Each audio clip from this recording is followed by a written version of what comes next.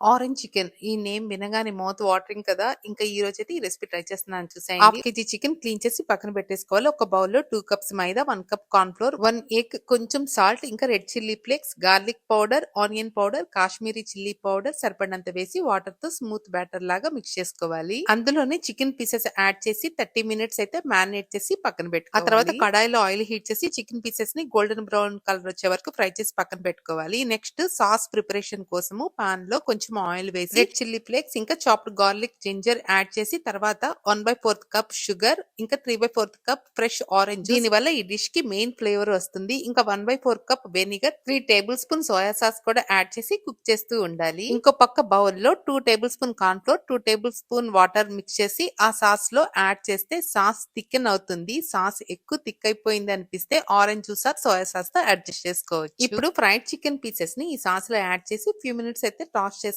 అయిపోతుంది. Chicken perfect గా sauce ను అబ్జర్వ్ చేసేసుకున్న తర్వాత మనం ఫైనల్లీ సెసమీ సీడ్స్ ని స్ప్రింకిల్ చేస్తే ready super tasty orange chicken అయిపోయింది. దీనికి best combo egg fried rice together serve చేస్తే రెస్టారెంట్ ఫీల్ వచ్చేస్తుంది. ఈ ఆరెంజ్ చికెన్ చాలా క్రిస్పీగా జ్యూసీగా స్వీట్ ట్యాంగీ స్పైసీ కాంబోతో టేస్ట్ సూపర్ గా ఉంటుంది. ఈ రెసిపీ మీకు నచ్చిందా? అయితే like share subscribe. Thank you for watching.